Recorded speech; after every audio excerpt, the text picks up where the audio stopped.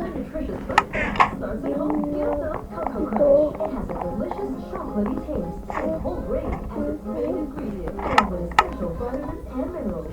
For a nutritious and delicious start to your day, choose Nestle breakfast cereals. Mag-joy Quincenas pa? On 3 to 4 days lang to. Kaya lahat yung isip, benching kong mata at konting tubig. Grabe! Ako wala! 3 days mo matapos sa buong kasi! Pang 15 days, isang mata, isang katuta. Even if you clean every day, germs and odors can grow on items you can't wash daily. Try new Anti-Pure Anti-Bac Spray. It removes odors and kills up to 99.9% of virus and germs on fabrics. New Anti-Pure Anti-Bac Spray.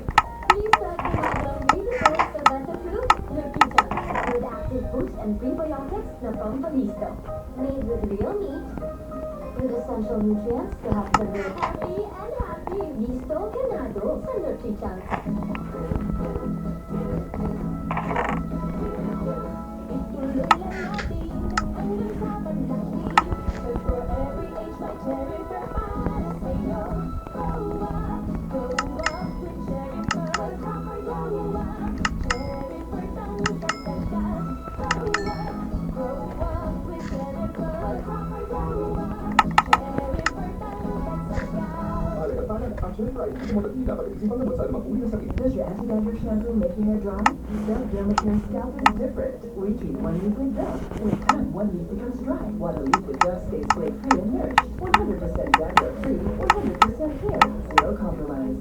Dove Dermacare Scalp. Photo-protected ba siya sa sakit? No Needle 3 Plus. Mas na todo with 50% more vitamins A, C, and E. And this is only made with Lactobacillus protectus that helps support respiratory defense. Photo-protect your 3 Plus toddler with Needle 3 Plus. New Lifebuoy, the world's #1 antibacterial soap, is now in the Philippines.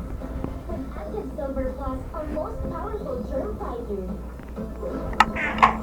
That's the Lifebuoy Lifebuoy.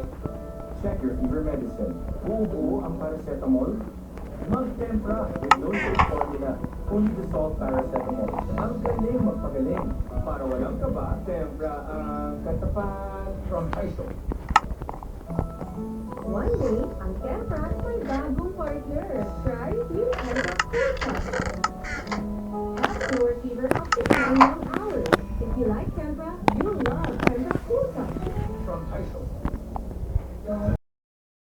Your chance to experience Alden's Reality, the virtual reality concert. All VIP and 9 p.m. general admission tickets are now sold out. Additional slot. Highlight kami para sa'yo. Sa muling buhay. Hindi siya papalig. Gusto natin kung maging kapalagi. Inaabri si Mira. Sa pagkakataon ito, ang gamit ng buong kwento nila ay manggagana ang bagong pag-asa ng Encantadia. GMA. Mapapatawad mo pa ba siya? Tayo. Paano tayo? Oo, Mrs. Vicky. Mas okay.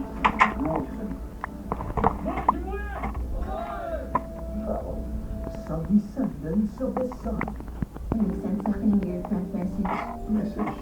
Pero wala naman. Ang nasa mga pupo ni Jen. Ito pala talaga. VIP. Martes. 10:50 p.m.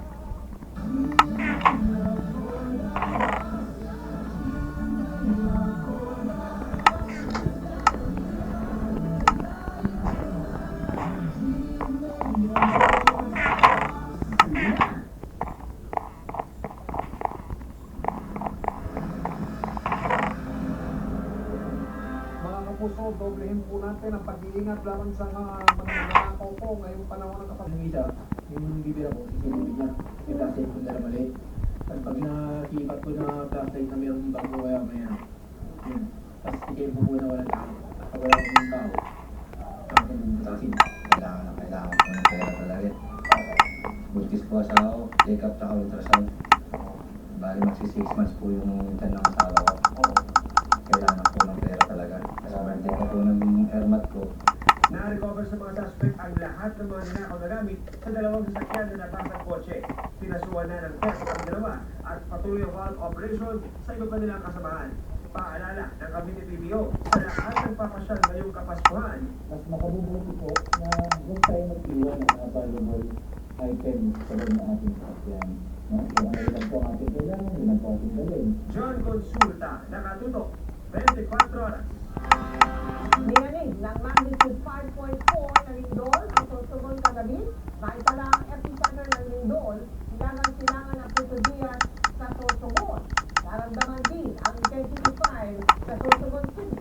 Intensity 4 naman sa iba pang bahagi ng Sorsogon, Dirac, Catanduanes, Naga City, Pitong Bayan sa Northern Samar at Legazpi City.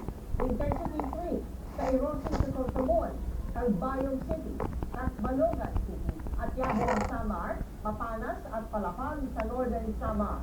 Kabilang ang Borongan City, Dolores, Llorente, Maydulong, Oras, Pa, sa Eastern Samar, at Pangaliban, Catanduanes.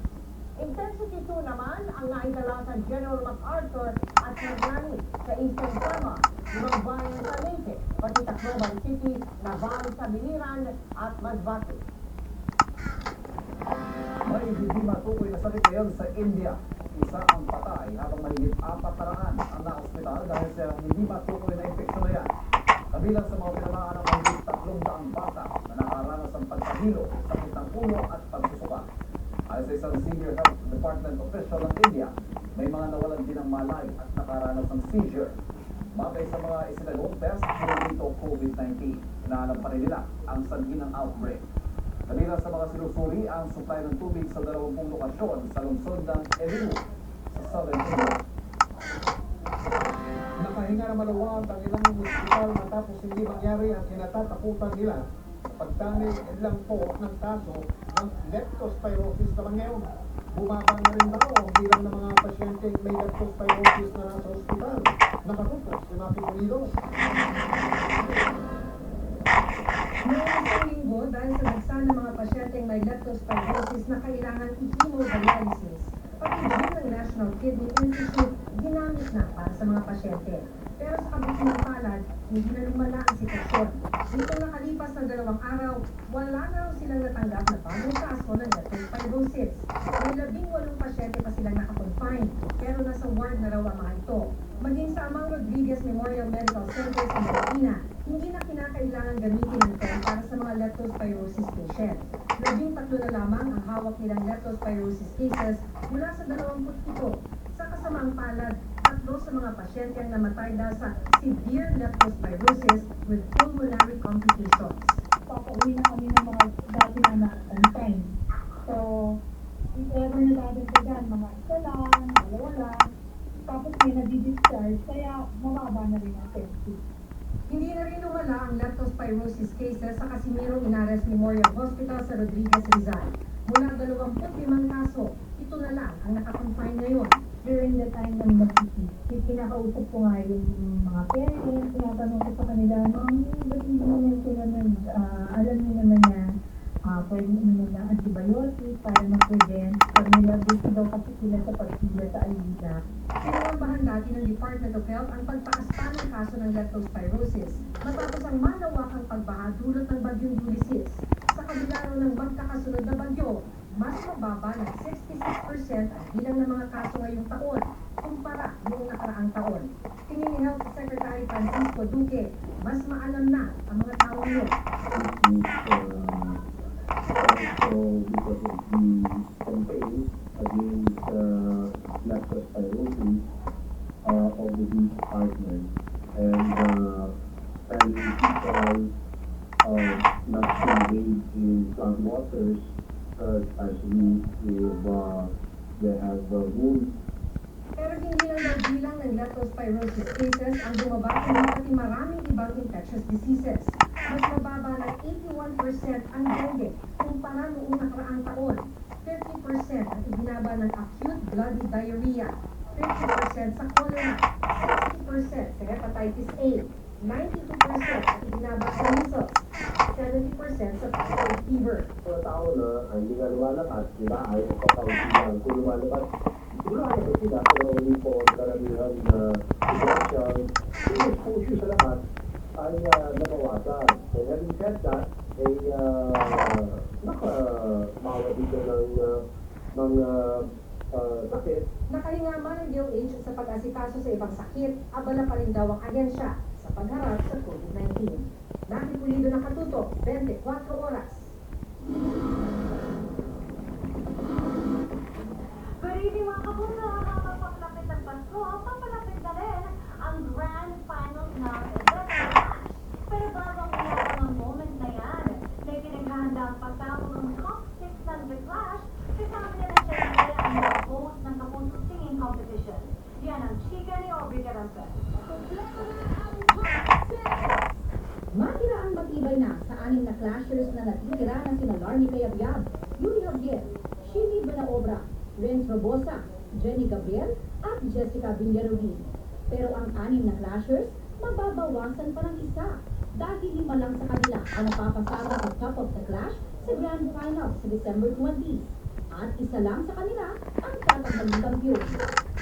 Para sa mga The Clash Girls, wala na raw itiyak sa bibig sa mga natitirang clashers dahil pinag-iusay at deserving na manalo. And sobrang nakaka-proud lang po. From the very beginning, sobrang pinakita nila yung kanilang galing, pinakita nila yung makakaya talaga nila, and the best talaga nila. And every week sila nag-improve. Kaya para sa tatanghaling The Clash Grand Champion, tiyak na sulit ang hirap at pagod sa kompetisyon sa kanyang matatanggap na premyo. Kabilang ang House and Lot, kotse, 1 million cash, at jewelry exclusive contract. Aabot sa mahigit 4 million pesos worth of prizes. Dahil sila magaling dahil sila deserving sa puntong ito. Matibay na talaga. Bago ang Grand Finals, isang grand concert din ang inihahanda ng Clashers at kasama syempre ang The Clash Masters na sina Julian and Raver, pati ang jury host na sila Rita Pascual na mas naging solid din daw ang friendship sa ikalawang pagkakataon pag-host nila ng The Clash. Ay, siguro parang lahat tayo puro kalugin, Ate Aubrey. Parang, kaya siguro madali ka tumigil kami apat. Hindi kami nahirapan na maging hosts din para sa clashers namin. Kasi, yun, parang madali rin kami makakonect. Sina Raver at Ken thankful din sa kanilang partners dahil marami raw silang natutunan, lalo na pagdating sa musika at pagkanta. At saka ano ba ito, Philip? Nakakatuwa kasi kami ni David, natutunan namin natutunan dito sa The Clash and dito sa mga partners namin na parang kasi just mga professionals na yun sila. Saka ano kami nagtatanong, Ito po nagkagapos yung video. okay ba siya doon? Babu! Aubrey Carampel, updated sa showbiz sa ating Tulog mo tayo.